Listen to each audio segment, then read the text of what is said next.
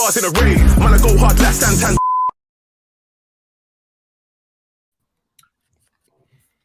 Yo, will it do? As you know, here we are, another week, another NSO pod, with news coming in faster than Eric Dyer tracking a third man run. You know we had to go live and get the crowd involved as well. From the jump, let me just put this out there. You're going to hear honesty in every opinion, but then again, you already know that, otherwise you wouldn't be tuning in. One caveat though, before I introduce the cast. Now, there could be an announcement or two, maybe over the course of us recording this. So a little caveat, excuse us if any of the info is outdated by the time you're tuning in. I'm sure with everything going on, this won't be necessarily the last word on our club. So I'm going to introduce the cast, okay? First, all the way from Brighton, where apparently they've just installed internet. Owen, how you doing? I better not lag when I speak now. Yeah, how's it going?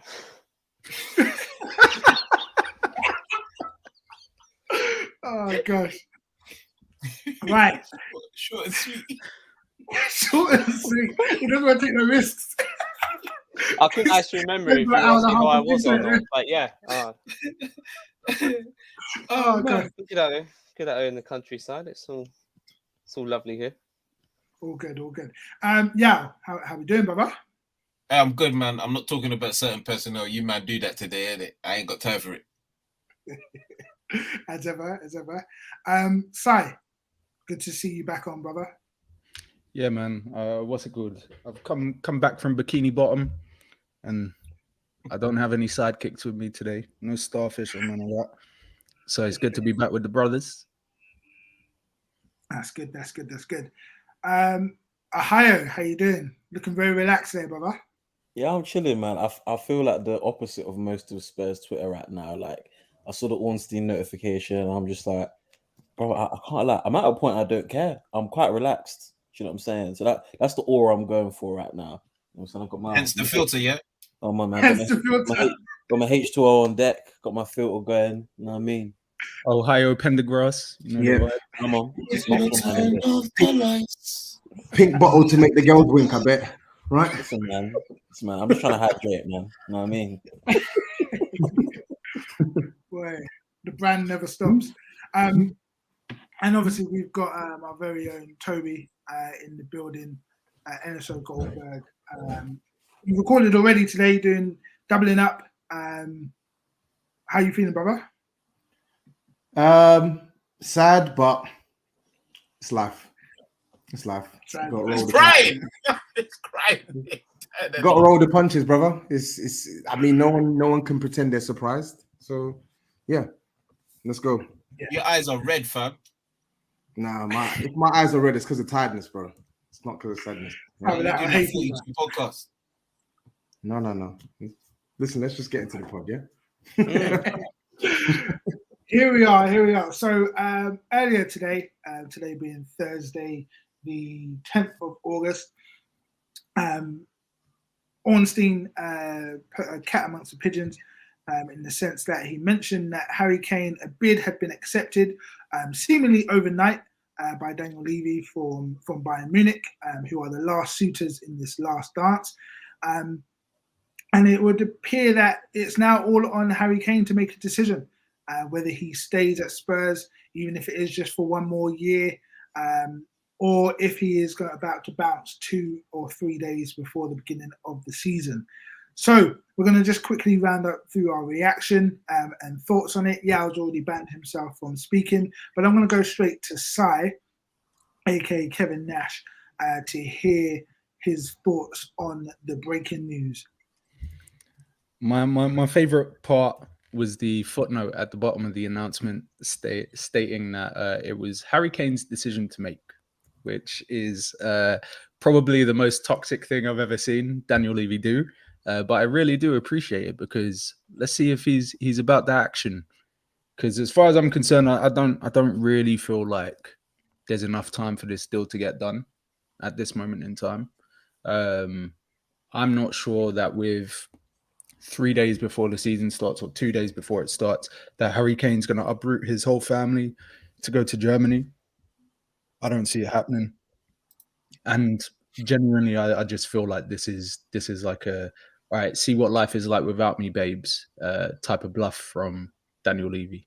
So yeah, I'll believe it when I see it, and that's pretty much it. Yeah, I hear that. Just for context, so his wife is 8.5 months pregnant. She can literally drop in a minute now. His 5-year-old is about to enter school in a couple of weeks. Obviously, would have been enrolled for a British school unless he was thinking ahead. So there's like you said, the uprooting. It is very close to the season. He's always maintained that he wasn't going to disrupt us and our preparations this close to the season. So, Owen, what do you think? What was your reaction? Were you chilled out like Ohio, or were you a bit startled by this? No, pleasantly surprised in a way. Like overall, I'm pretty numb to it by now, as I'm sure most Spurs fans are. But in a way, I was relieved there was a bit more clarity to it. Like I knew that last offer of what it was, something like £95 million, including us, was actually a good offer.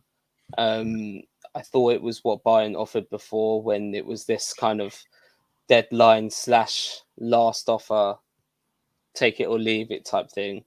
Yeah, I think Levy's played a blinder, to be honest, leveraging Bayern's entitlement to Kane, and then obviously putting the onus on Kane to make this decision. Like, I think Kane should just go. Like, I've heard some of the names that would be interested in signing, and we'll be getting onto that, using that Kane money. But I just don't like this whole narrative around Kane from the media. It's like, oh, he's leaving the Premier League to win a Bundesliga. Like, I think there's a lot more to it than that. Like, he has the opportunity to play in the Champions League, which, okay, like others on this pod will question how competitive he's looking to be. But I think the competitive side, or wannabe competitive side to him, will like that. Obviously, he's got zero chance of even competing in the Champions League with Spurs. So there's a decent chance with Bayern. He's been trying to bring his brand forward as well, but he gets to play in a far less intense league as well. Like, he's quite obviously deteriorating, albeit quite slowly, but his ankles aren't what they were. And Spurs rely on him a lot, or certainly did last season. Like, Bayern don't need Kane to beat Werder Bremen at home. So yeah, I think it would be good for Kane to also play in a foreign, less intense league, to try and preserve his body, to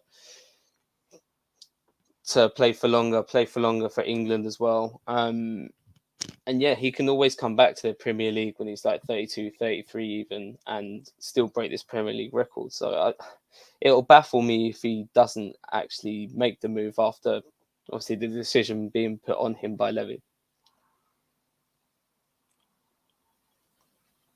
Just looking forward to more clarity now, to be honest. Yeah. Couldn't care less. Sell him. Like, what more are we to do around here, bro? Man are saying, oh, Bayern wouldn't chase a player for this long if he hadn't given the yes. Where's Walker? Huh? Wasn't Walker supposed to be in Bayern already? I heard he's staying in City. Like, shut up, man. Get rid of Kane, bro. I don't give a flying. You mentioned that Move on. Of course, Tobes has put the link in the private chat saying Kane's increasingly likely to stay, though. So I'm saying that would be very surprising. I want to come.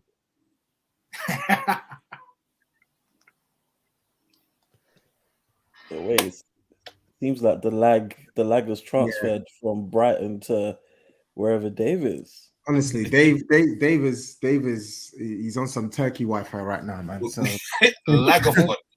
He's not even that far away from me, so it might be an area thing. But I guess so. Owen, obviously, I think I actually agree with your point as well. In fact, I definitely agree with your point. I feel like there's no way Bayern Munich are chasing this guy all summer without some sort of assurance that he's basically said he will join them. And like Sai mentioned as well, Daniel Levy's kind of nasty, putting the onus on This is the Kane to person that decide. wasn't going to talk on it. Sorry, yeah. Mm. Right, Dave is like 10 years behind. Yeah, and you're right though. The person that said he wasn't going to talk on it somehow spoke. What a surprise! I spoke, Yeah. and I'll speak again. I'll speak again, Jerry. I'll speak again, Jerry. But yeah, no, I think it's hilarious as well that like, Harry Kane's the one that had to basically set a deadline for Bayern this week, right? Because Bayern have been faffing around all summer. They've wanted this guy and they've been making some bids that they knew Spurs weren't going to accept. So why is it taken this week for Harry Kane to basically say, if my future's not resolved this week, bang, then I'm staying at Tottenham. Now finally they're mobilizing to gear and restructure the bid to, in a way in which Spurs would accept. I think it's kind of nasty what Bayern have done this summer. But anyway, I think Harry Kane, I don't believe he's going to sign the contract next summer. I don't. So because I don't think he's going to sign the contract next summer, Spurs definitely should be looking to sell Harry Kane for the highest price possible this summer. And like Owen said, I think if we're talking about just the Premier League record, what about the Premier League record? I think he can do both. I've always felt he can do both. I think he could do what he needs to do in Germany and come back to the Premier League, and he can still score enough goals to break that record. Come back to the Premier League to who? Whoever. I don't know. Spurs. I don't know. Whoever. Oh, the way you cried about Pochettino going to Chelsea. I wasn't crying, bro. I wasn't crying about Pochettino going to Chelsea. So I don't get the point being made here. Listen, all of this, he can go and come back and then he can get the trophy, and he can be there doing Alan Shearer.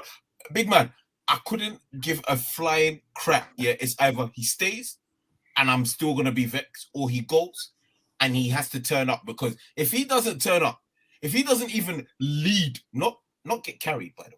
Yeah, none of this, carried to trophies. If he doesn't lead Bayern Munich to a Champions League trophy, I'll be here, people. People, look in my eyes. I'll be here. I'll be the first one to tell you. I want you, yeah? I love listen, let me say this right now. Daniel Levy is a pussy, and if he sees me, it's straight GBH, yeah? But what he's done right here is quintessential nastiness, yeah? Because now he's put it out there. If Kane says no, yeah, it comes right back to what people have been saying about him for a number of years now. That you, young Jared, you are a loser, yeah? When it's repping time, you don't step up. He's put it on him. We've accepted the bid, according to Germany, by the way. This is not outside of Germany. Only in Germany has it been the case that we have accepted the bid. Nothing's come out from the club. So it's cool. We've accepted the bid. Cool. All I'm saying is, Kane, do the right thing. Do the right thing, Jerry. Accept it. Go to Germany. You don't need to take your family. It's a 2-hour flight. You get me? Go there, do small Dunkershon, and then maybe you can come back in 2 years and make Tobias happy again, so he can sing your name. Oh, he's right up around. He's right. Maybe you could do that. Yeah. If you come back acting like Gareth Bale, I'm gonna see you, player. I'm gonna see you because I'm there. I'm there weekly now. You hear me? I'll pay £80 just to get to the field, just to punch you up. So let this make this very clear. I don't give a flying crap what happens right now. All I care for is Spurs, not Harry Kane FC, not freaking Hot Ones, Tottenham Hotspurs, N17, baby, North London, Betty Barn, baby. Don't make me have to say this again. Freaking get your crips up. The hell's out here, man? Move on to the next subject, man. What the hell? Brother telling me about 100 million. Get out of here, pussy. This guy sounded like he does promos with Jimmy and Jay Uso, bro. I definitely do. Down since day one.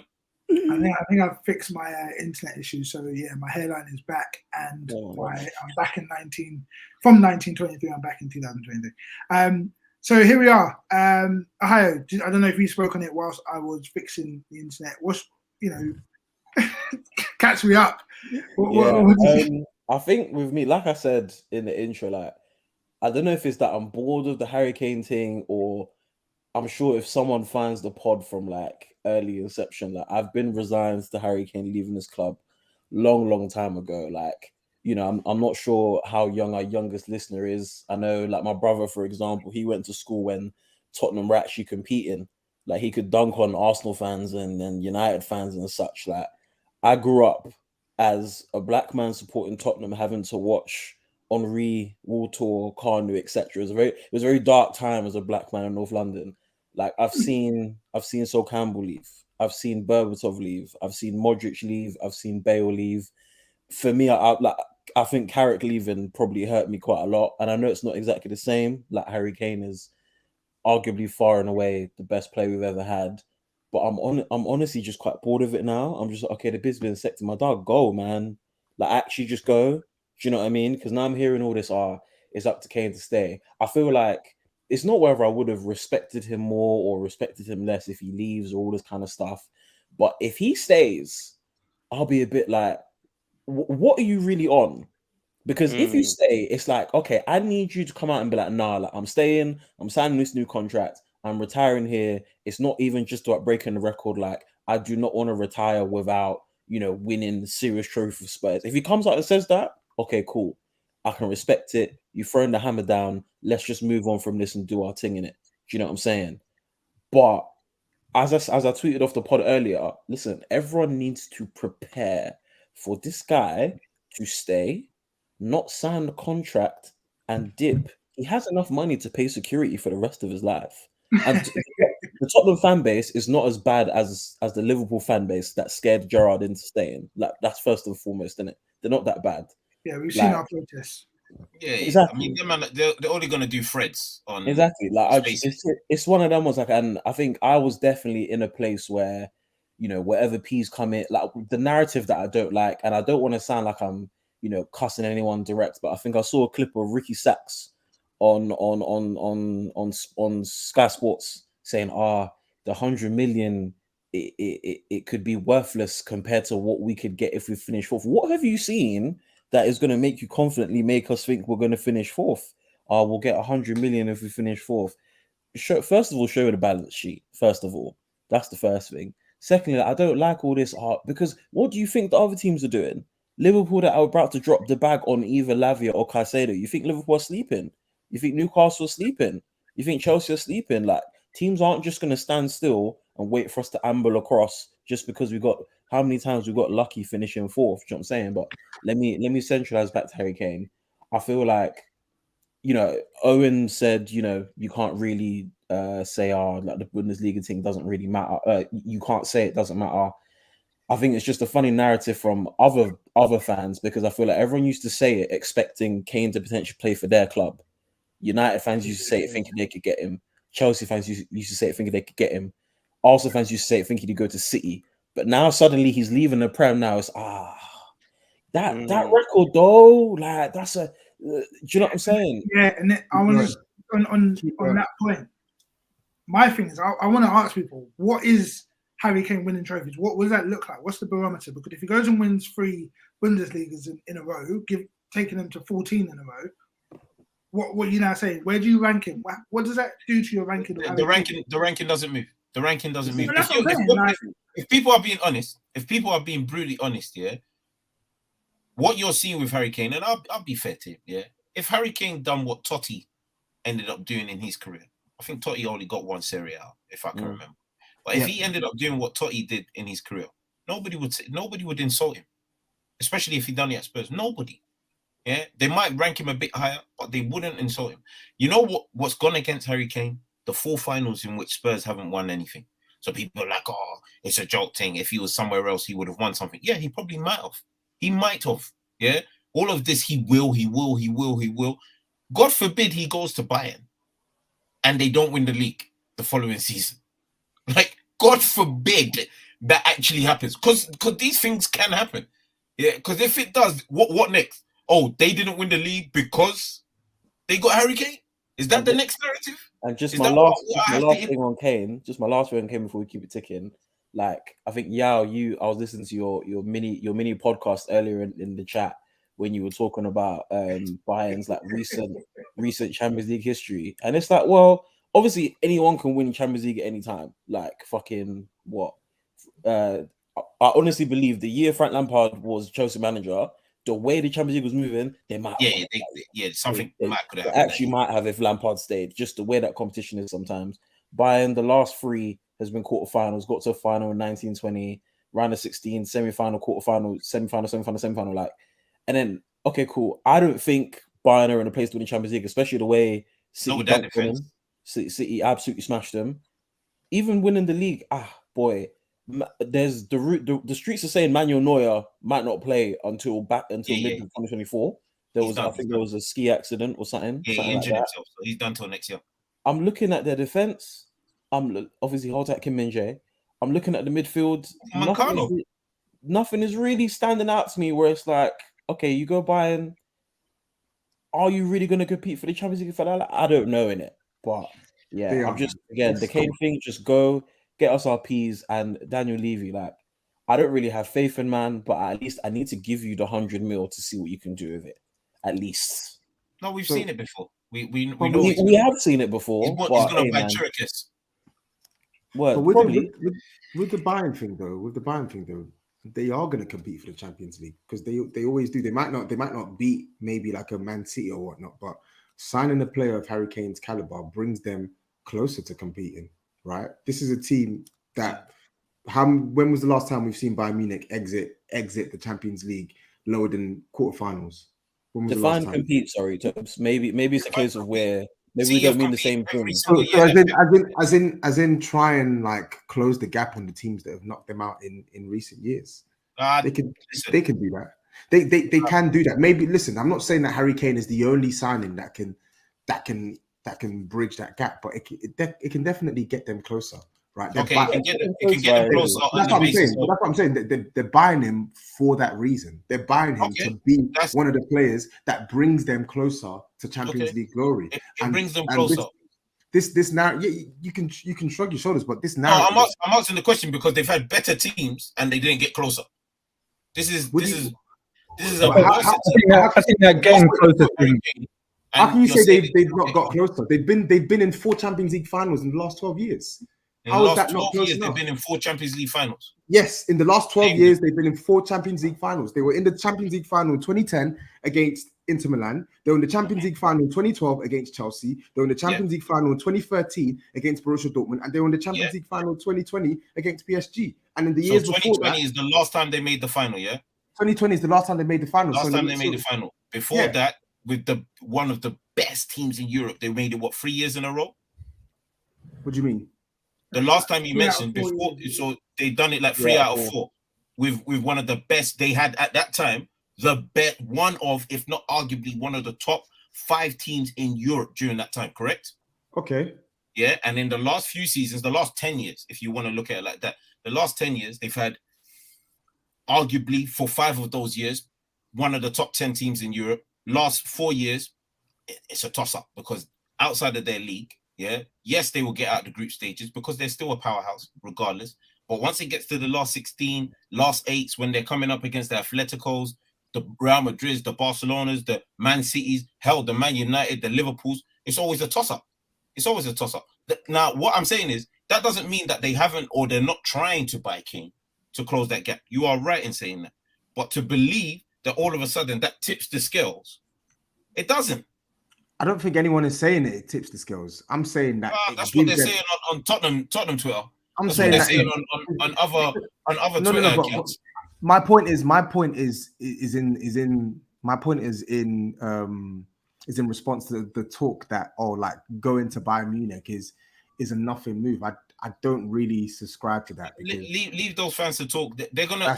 It's not just fans, bro. I'm talking about like the likes of Owen, Carragher, Neville, etc., etc. The same people. Which Owen? Not our Owen. Michael Owen. The same people that sent his daughter into Love Island. The same people in years gone by who have been encouraging Harry Kane to leave Spurs, to go for more ambition, etc., etc. Now all of a sudden, about to leave. And all of a sudden, a club with rich European history, one of the biggest clubs in the world, comes in for him with a big money offer. They're saying, no, stay at Tottenham and get the record. Yeah, the record means something to Harry Kane. Absolutely. You know why? Because from the beginning, these guys are pussies. Yeah, this is facts.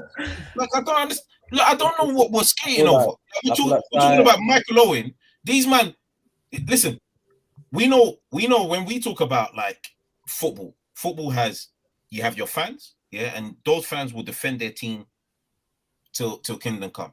Then you have the neutrals that will try and play, you know, both sides, a little bit of devil advocate, but essentially for the most part they try and sit on the fence. And then you have the haters, or the ones that will just nitpick at every single thing. Oh yeah, you don't need this, you don't need that, blah blah blah. And then the moment it flips, they're the first one to be like, no, you guys are this, you guys are that. Listen, Harry Kane started off as a one-season wonder. The question was, could he replicate it? He did. Then it became, after 2 seasons, when he first bust up his ankle, Spurs can't cope without Harry Kane. Spurs cope completely fine without him. Yeah. Then it became, what are Spurs going to do when a team like Man United come in for Kane? And Man United never got him. City, all of a sudden, we're looking at Kane. We didn't sell him. Like, everything that we've had to deal with as Spurs fans here is just purely nonsense to me. Because the bias against not just us, because Arsenal fans do this. They're like, everyone's against us. VAR's against us. Jesus Christ is against us. It's nonsense. The simple fact of the matter is, we didn't want to sell to a Premier League team unless the number was crazy. The number wasn't going to be crazy. Fine. Bayern have come in. They said the bid is accepted. Cool. Let him go. Yeah? I don't care. Move on. The guy's in his 30s. How many more years has he got left at the top? Move on. We're going to have to move on anyway. We spent 60 million on a piece of bird shit. Yeah, we might as well let that kid try and fly and see if he can freaking make something of his life. Yeah, I ain't got time for all of this. It's a nonsense. If he goes to Bayern and he bangs, well done. If he goes to Bayern and he doesn't bang, boy, trust me, I'll be here to be the first one to tell you, well, it didn't go according to plan. That's life. I do think it's interesting that you mapped out his pathway to this point, though, because that for me is the biggest indicator I get as an onlooker, and I'm no sports scientist or some psychologist or whatever it is. I just don't think he's really prepared to deal with that pressure. Being the piece that is seen as like the cherry on the top for a team that aren't necessarily primed and ready to win the Champions League like a Man City were to win the Prem, right? It's still a different context. Like, he will win, but if your sole purpose for getting Harry Kane is to win the Champions League, you're banking on a person that has not shown up in 4 finals over the course of his career to show up in the big one to win the Champions League for Bayern Munich. Like, that's a big pressure.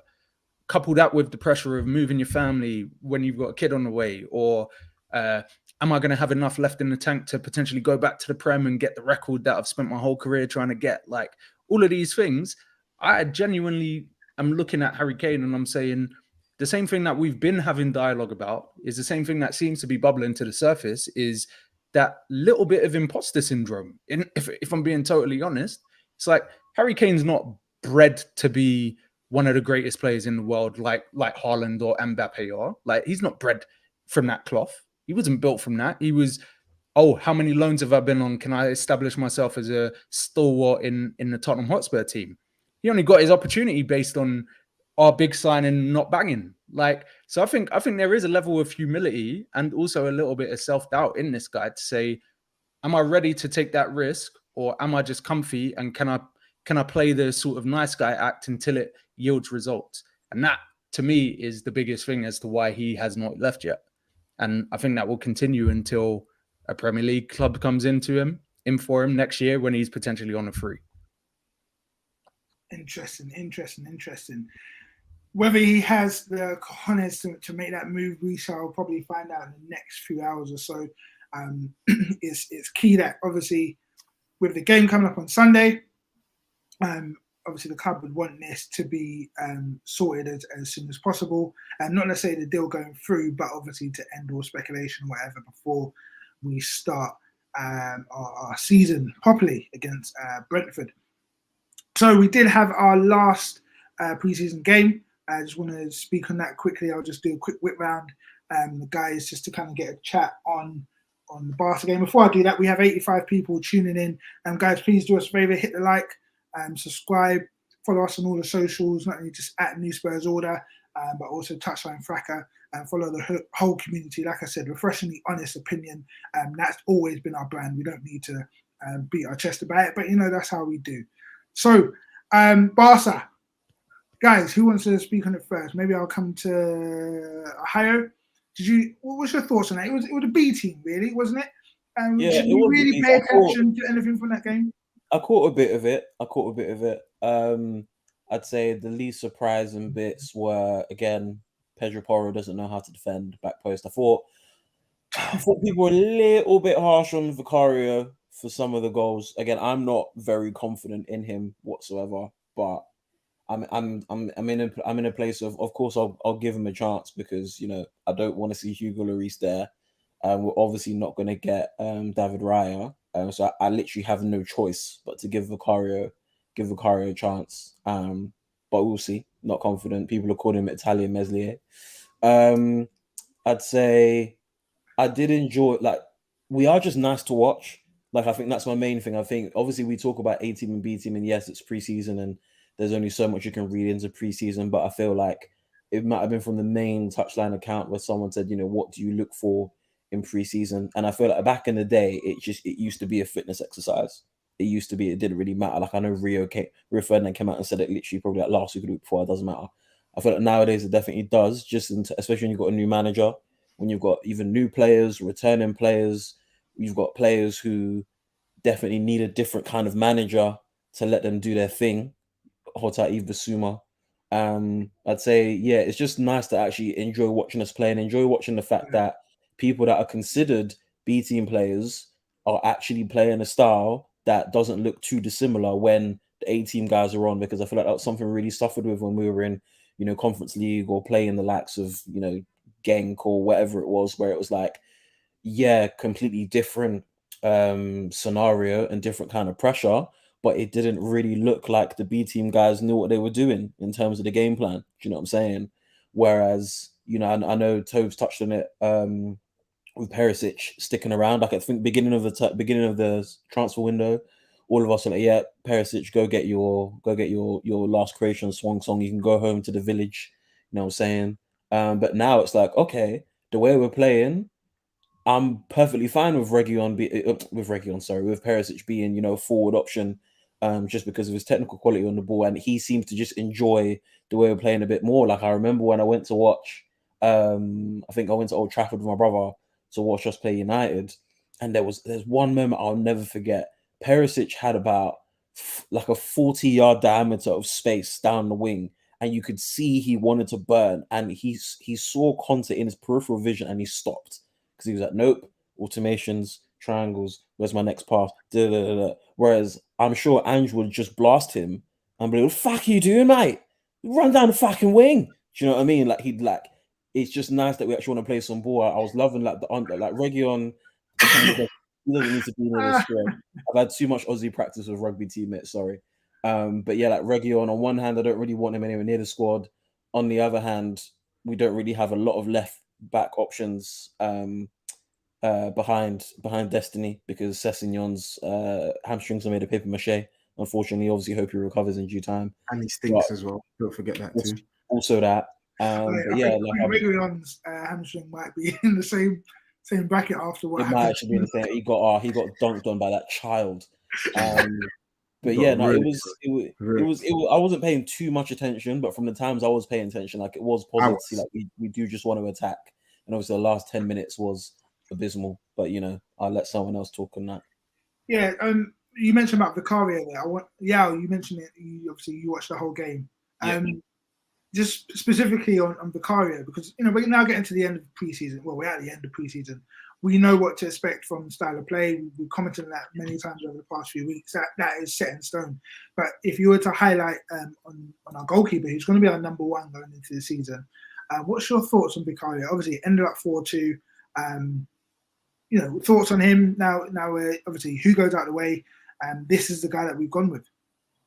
Yeah, no, I think Vicario, in terms of the preseason games that I've watched him in, and yes, there have been quite a number of goals that we have conceded.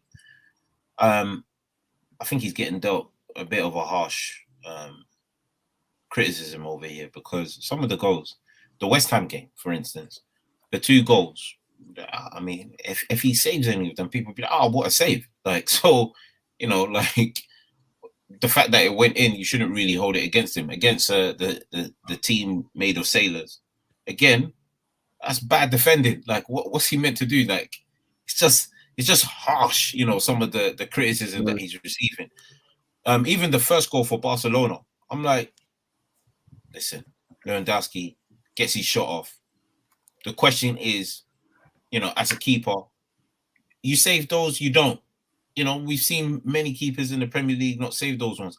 There were some shots where I was like, he could have done better, especially in that Barcelona game where I'm like, okay, yeah, he could have done better.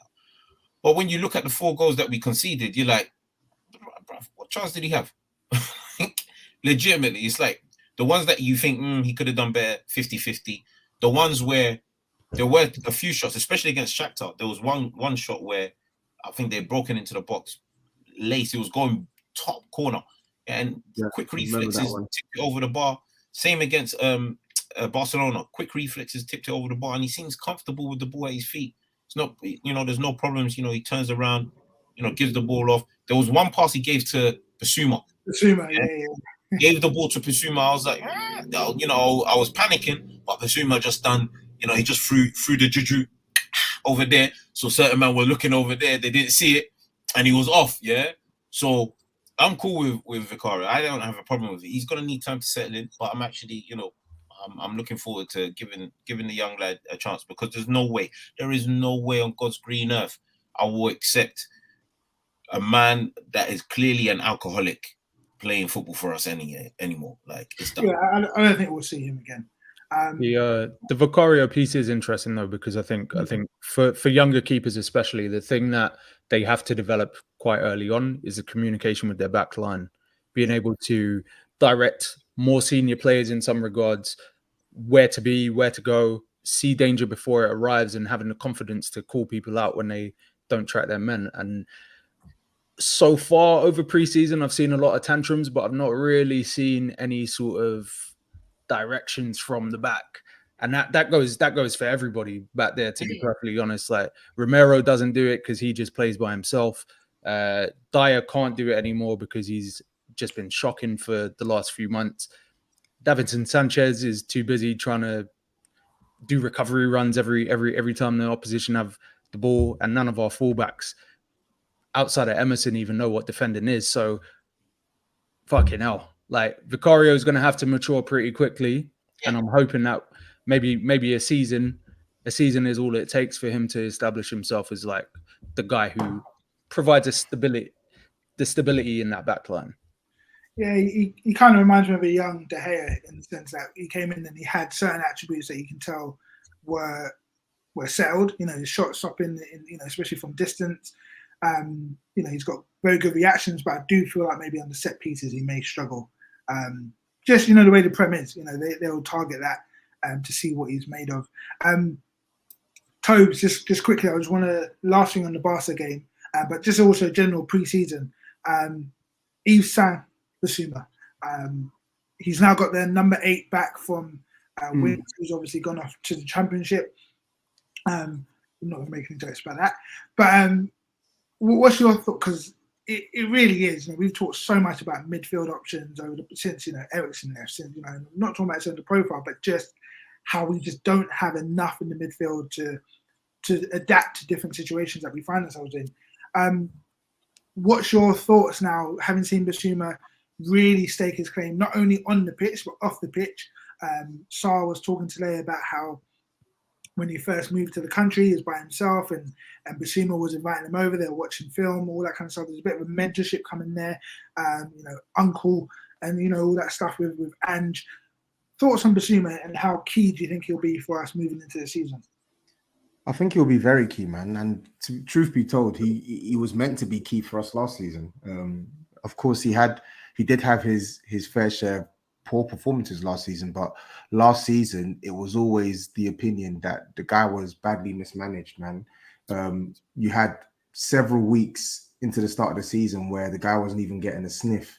Conte telling us he wasn't ready, he needs to adapt to new tactics. And there's only so many times you can hear that before you start saying, yo, like, this is waffle, like, this is the same. You're telling us this midfielder that embarrassed Spurs twice from an individual perspective in the space of like 4 or 5 months needs adapting, needs serious adapting. Like, I understand the coach wants to. A coach has his own way of playing, but it just didn't make sense when guys that were inferior to Bissouma are starting ahead of him, and even when their form's starting to dip, you're still not giving this guy a run.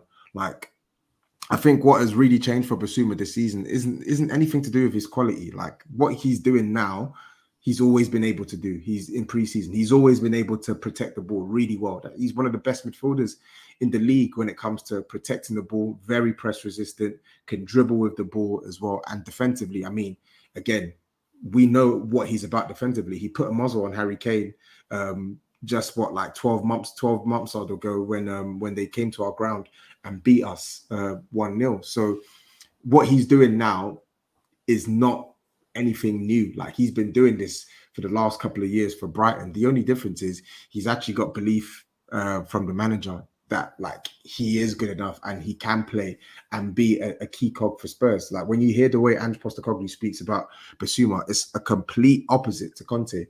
Conte's method of managing Bissouma is basically saying how he's struggling to adapt to your ideas, whereas Ange's is, this guy is important. I want to make this guy the centerpiece of our midfield. So we need to make sure that we do everything in our power to actually make this guy the guy for Tottenham. And you can tell that he's responded positively to that. The stuff with Pape Matar, again, didn't need to be said because he looks like a vibey guy. Like, let's be real. Like, he seems like a jovial guy, like someone who actually wants to have fun. You need a little bit of that in the dressing room. So all of this stuff from last season as well. That's why it went in one ear and went out the other. All of this stuff, all of the rubbish about how he's struggling to adapt to new expectations. He can't handle the pressure of playing for Tottenham. All of this rubbish.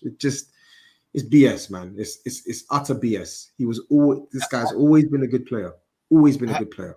Has Conte found a new club since his crimes that he's committed as of last season? I haven't seen any update on Conte's career. I hope he remains unemployed. Flipping fraud. How dare he? I can't believe you even celebrated that guy coming to our club. Hey, Tobias, you're my brother, you know. Never do that again. You know what I'm saying, people? We've now got a postman at the helm. I hope he delivers. That's what I mean. It's all good. We don't even know who Antonio is anymore. We've even got Tope saying that Ange is his manager now. So yeah, I'm a bit worried. All that prop before didn't win him over, but I mean, I'm a bit worried about it. I don't know. He's got Australia top now and all sorts. It's crazy. Yeah, bro. Perth glory. Good eye, mate. Fancy a shrimp for the barbie. Oh my gosh. They are going to kill you in Australia. They're gonna murder you. They got spiders the size of humans, bro. Be careful. I'm all money in with Ange, man. Fuck it, man. Fuck it. Here we are. Yeah. So you went all money in with all of our managers. Yeah. apart from Nuno and mates rates and Jose Mourinho. Nuno, mates rates, and Jose. Ugh, I didn't want any of that. That's where Villa happened while Jose was at their helm. That was all money in, brother. That was all money in. Man. Nah, man. Y'all know secretly I hated that criminal, man. I did. You have to check the tapes. Right, it wasn't the only preseason game we had. We also played Shakhtar at the weekend as well. Many of the pod were in attendance to see what some people may say is Harry Kane's last 4 goals in Spurs colours. So we won 5-1. Harry Kane with 4 goals. Dane Scarlett popping up at the end with a very well taken left-footed finish, showing us that he may be ready to compete with Richie Ladd in terms of getting some sort of minutes. We were there, some of us were there, but also another individual was there, Mickey van der Ven, taking in the sights of N17 24 hours before he did his medical. Owen, what's your thoughts? We finally have a left-sided centre-back. I want you to speak on it, please, brother. Yeah, I mean, I'm just happy we finally got the business done. It was just a frustrating thing, like over the course of the tour. Like it just sounded like Levy hadn't put any kind of priority into any kind of outgoings or incomings, even though this was a player which we have been publicly chasing for a while. So it was just good to get that over the line. Good profile. I still think he's got a lot of work to do to kind of be a solid defender, but obviously seeing some of the highlights of the Barcelona game, we're definitely looking like we were just crying out for a defender that could just cover ground quite quickly. Like it was quite easy to play, just play through us just by running off first centre backs late. I mean, yeah, they might have been tired, but I mean, just someone who's also very competent on the ball and can find certain passing angles just by virtue of having a left foot.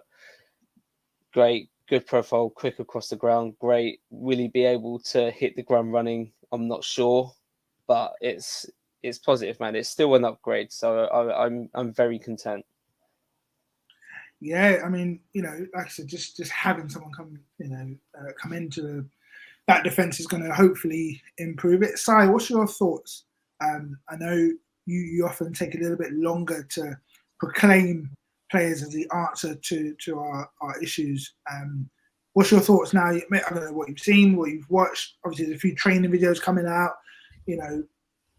Yeah, I reserve judgment before I see at least between 5 and 10 games. You can usually get like a gist of defensive qualities more so after a little bit of a sample size, and not the obvious stuff. Every time a goal goes in and a defender is in frame, people always blame them for the goal. Not gonna be doing any of that bullshit. But what I do need to see is I need to see how combative he can be, how well he can sort of cover for his partner, especially with Romero being quite rash at times and leaving his position. We need to see what his recovery is like in those situations, as opposed to missed, fluffed set pieces where the whole team is retreating 80, 90 yards back to goal. Like that stuff doesn't impress me. I want to see how he controls defensive situations as opposed to just reacts to them. So it'll be interesting because, again, I'd say he on paper fits the profile. Like we need someone on the left-hand side for balance. That in itself is a positive. He's quite tall. Apparently he's decent in the air. He's obviously known to be pretty fast. But yeah, I need to see how he deals with some of the nippier players in terms of in close proximity and some of the more burly ones when the game gets a bit more physical. And then I'll have all of the judgment. But before you move on, don't let Tap Out Tobes speak on defenders. Not listening to that anymore. This is what I'm talking about. This He's is what I'm talking about. Yeah. Listen, I've said this to people before. Tobias is our brother. None of you man can come and attack Tobias. Only we can attack Tobias. And Tobias, I'm telling you right now, because I'm not on the Emerson train. Oh my god! Oh, Emerson. Hey, listen. He's the best defender ever. Oh, Emerson. We're talking about defensive. All that attack, no defense. Listen, relax. You know what I'm saying? You know what I'm saying? It's not your fault. It's not your fault, B. It's not your fault. Yeah. Everyone that you've liked in the last 4 seasons they failed you. They've crumbled your house. Conte, Højbjerg, Richarlison, stinkers. Those 3 picks, yeah. Everything that you put on the market is gone. Kaput. It's farted all over you. Yeah, right, cool. It's fine. We're now building you back up slowly. Piece by piece, Jared. Cool. Yeah, don't worry. You know what? I'm just gonna from now on. I'm just gonna keep my mouth shut with Emerson. Please. And I'm just gonna. No. I need the apology. No. I'm just keeping my mouth shut be as loud as the disrespect. Apologize to Emerson. I ain't apologizing. Redeemable qualities. Wait. When I gave Dele Alli all this grief, I came out and I apologized to Dele Alli. You have insulted Emerson Chicken Royale. You haven't no comparison. Can you imagine, Dave? How dare he? How dare he try to compare you bashing Dele? Oh Lord! Yeah, you cussed out that man's family tree. We just gave Emerson a new nickname. Right? What? Wait. Let's run it back. Did I cuss his whole family tree? Pretty much. Might as well.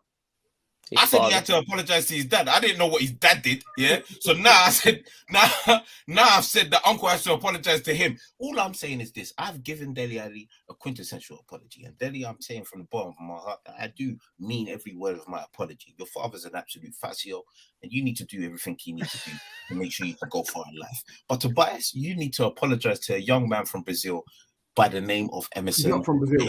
He's not from Brazil. Because you have said some real nasty stuff about his ability. Not Brazilian. Wait, is Pigeon from Brazil then? No, he's Bolivian, like Jack says. Yeah. You had to think about that. Yeah. Before you had me there. I saw that. Okay. Do I want to do that? Okay. Don't worry. Qualities, though, yeah, Tobes? You agree, yeah? We're getting rid of He's Højbjerg got as well. some, he's got some, yeah. Yeah, exactly. Fair. All of them that I stated, right? Mm. All right, cool. I want to Over to Ohio. Yeah, on the subject of obviously incoming, so Van der Ven is in the building. Like you said, we're not going to call him VDV just yet. He hasn't earned that moniker. So Mickey it is. He's in the building. Obviously, there's always been talk about will we go for a second centre back. And there's other rumours that have been floating around. But I want to come to you on this one. In terms of outgoings, if you had to pick 3 players that you definitively want to see gone, right, in the next, 10 days or so, or 20 days, who are those 3 for you? 3 players I definitively want gone. Because I have to factor a lot of stuff in. Because obviously, I would like Eric Dyer to go, but I appreciate, do the outgoings mean incomings are rolling as well? Like just in an ideal situation, or kind of, yeah. I guess so. It does for us, but obviously don't do it. My ideal 3 to go, I'd say, as long as it's not to Russia, Davinson Sanchez is my first one. I'd say my next one would be, I want to say Alfie Devine on loan, a good loan for him. And my third one is Harry Kane. I can't lie. Get him gone and get the peas, man. I don't think those are the 3 people expected me to say. Sanchez is more for his own good. Dyer, listen, man, just let the guy go on a free next year, man. It's whatever at this point.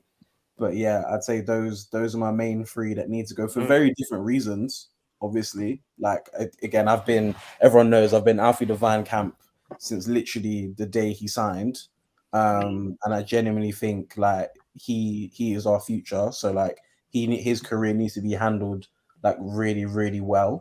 I know that we had a whole beef about Jed Spence the other day and whether his career was handled well or not. And I know Saz loading up. Look at him grinning like a grinning man. I know he's waiting. He's got the Glock loaded. Pause. But yeah, I'd say those are my main 3. Sanchez, Sanchez when he first came through was decent. Do you know what I'm saying? I think it was a combination of, he wasn't as good as people wanted him to be, plus confidence as well. I feel like people underestimate how much confidence actually affects players. Do you know what I'm saying? But yeah, and he did look, fairly technically secure against Barca the other day when we were playing out about that. To be fair, there were a few times that Sanchez filled in towards the back end of not last season, but season before, where we were comfortably playing out the back with him and Emerson there. It's not outside of their ability that they've now suddenly downloaded the iOS pack to do because we've got Ange in at the helm. But I just feel for whatever our targets are going to be for the next 2 years at least, someone like Sanchez can't be there. Devine needs to go somewhere, be a bit more competitive on a more week-to-week basis. I just don't think the minutes are there for Devine. I'd say if we didn't have Sarr, keep him. Definitely. I genuinely think Devine is ready to get, 10 Prem starts here and there, play all the cup games, you know what I'm saying, contribute. Yeah, I said it. I'm putting Okay. Mainly because I'll never forget there was a time when I can find a tweet where someone was like, who's your each team star boys? And we put a picture out of Alfie Devine and Dane Scarlett, and the cooking we received. People said we were claiming man from Peterborough and all this kind of stuff, and saying we were putting out JD Sports models as star boys and this. So yeah, those are my main 3. I see. Guys, like I said, there's quite a few of you in the chat, 86 at the moment.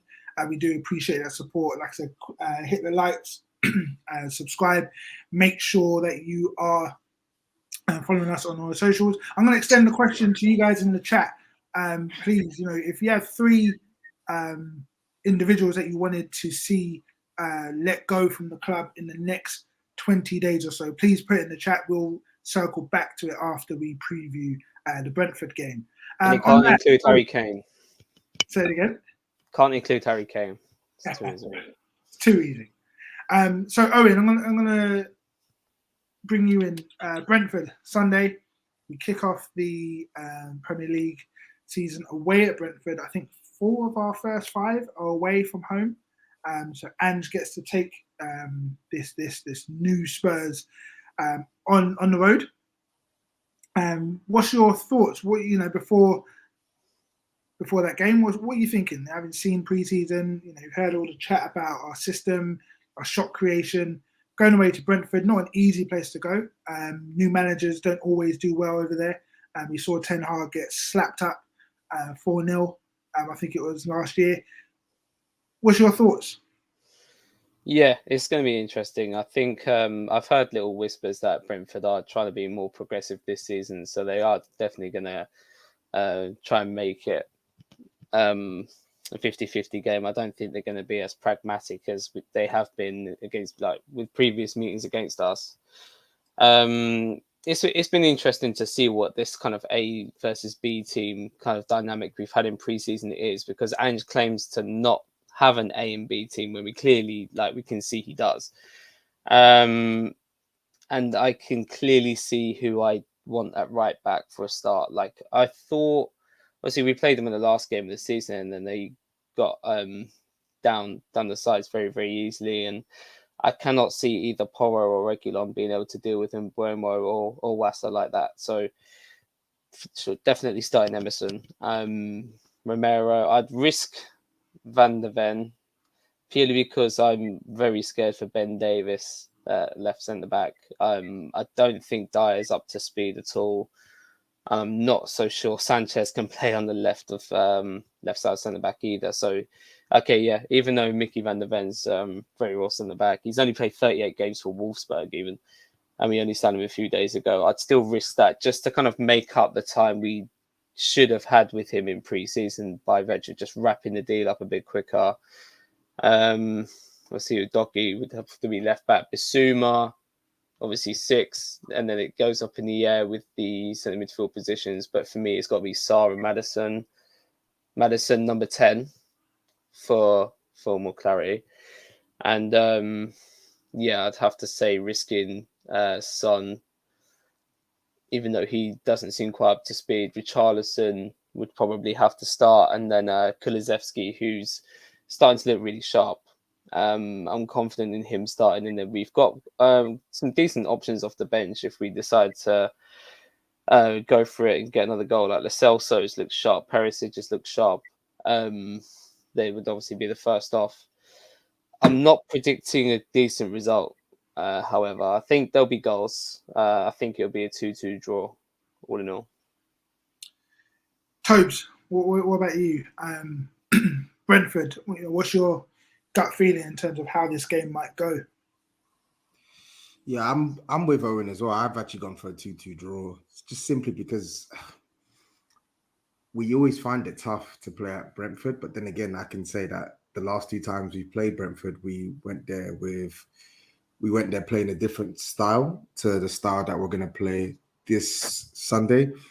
And then also they've got no Tony as well, so that's a big boost for us. But again, they had no Tony back in the last season, and they they dealt with Spurs at our ground. So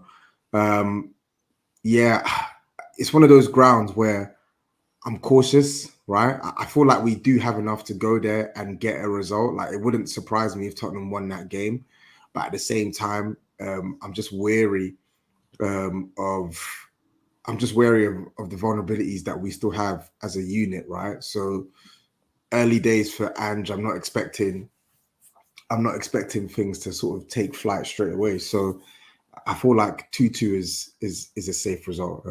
Yeah. Yeah, sorry, we conceded quite a lot in the first 20 minutes of pre-season games. It's almost like our defenders don't start playing until 25 minutes in as a unit.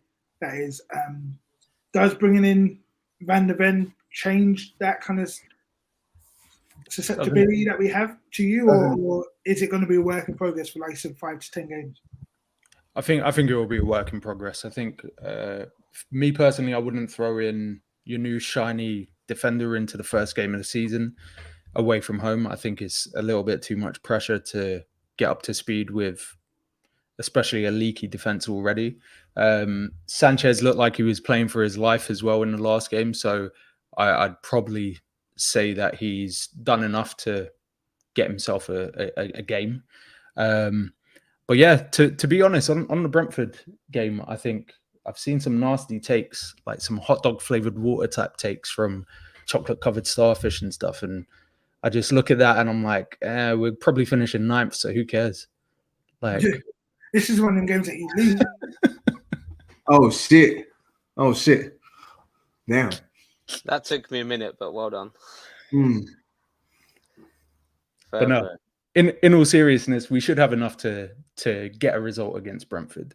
It's obviously a new style of football, so things are going to be a little bit rocky, but providing we just hit the hallmarks of what's expected of the team, the inverted fullbacks and a little bit more of a tempo and a pace to our play, we're going to score goals this season, right? And if Harry Kane is still there, then he's definitely going to bag. But yeah, man, like this game is deep into the unknown because they're making a little bit of a stride forward, and we're obviously very much starting from scratch. So we'll see how it goes. And Dave dipped out. He ran away. Ran away. Tobes, what's your Brentford thing saying? What do you mean? In terms of like, how do you think we're gonna get on? Because I personally I don't really think beyond. I'm not thinking much beyond like score predictions. I've not really watched too much of Brentford in preseason. They did have that one game. There was like a little summer series thing they had going on. It was against Brighton, was it? Was that who it was against? And they looked quite nice. I'm not reading too much into them not having Tony. I think they're still going to be quite dangerous with the likes of. I'm not going to underrate the likes of Mbeumo and them and there. I'm very interested to see their new keeper because they had him ready, locked and loaded like before any bids went in for Raya. So like I think it would just be quite dumb to underestimate Brentford. And just I know we're not necessarily doing like scores on the doors now, but I think it would be a score draw, to be honest. A little 2-2 vibe. Yeah, it's their first home game of the season, man. So you know that they're gonna have their tails up, etc., right? So I don't know, man. Yeah, I feel like a draw is reasonable. But again, I can see any result here. I could see Spurs going there and losing, and I can see Spurs going there and winning. All I know for sure is whatever result we get at Brentford, it won't define our season. It really won't, right? We've got a left-sided centre-back who was only signed, confirmed yesterday, has had no preseason minutes. He's someone who's meant to be part of our core backline this upcoming season.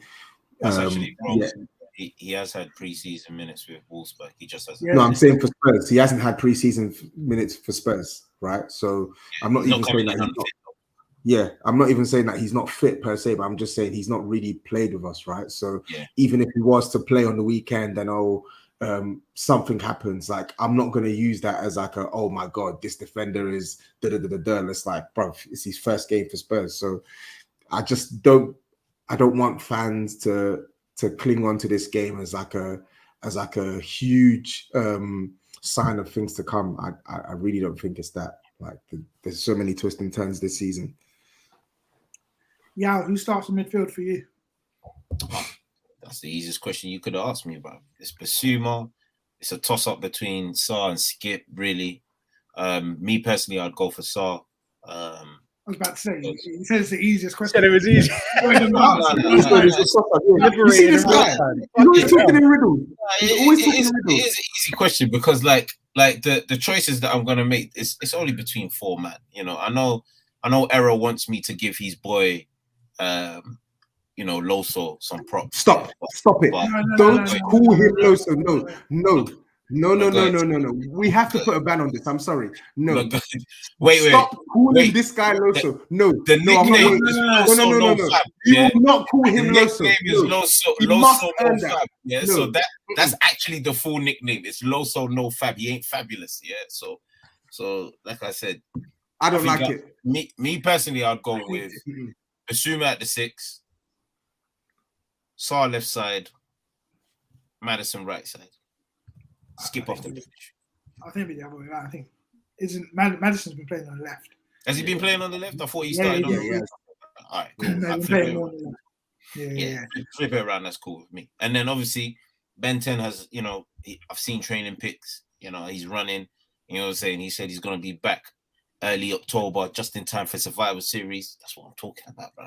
Like, his brother has come. Hey, listen, when Ben returns, I'm gonna be talking reckless, yeah, because that midfield moving like anger. Basuma, I can't believe. Listen, all right. Let me sit back for a second and say what I'm going to say. Antonio Conte, you're a bastard. Yeah.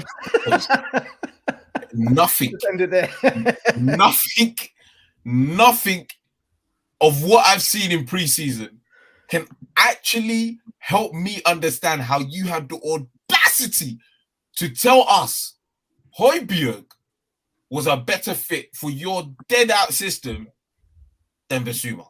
Yeah?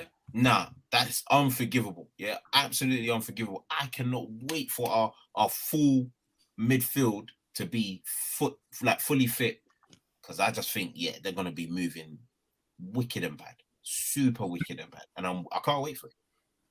Wicked and bad. So there you have it, guys. Potentially the last pod of the Kane era. We'll find out probably by the time we put this out on Saturday morning. Like I said, guys, make sure you are following us on all our socials. Thank you for tuning in. We've had about 80 odd of you guys in the chat contributing.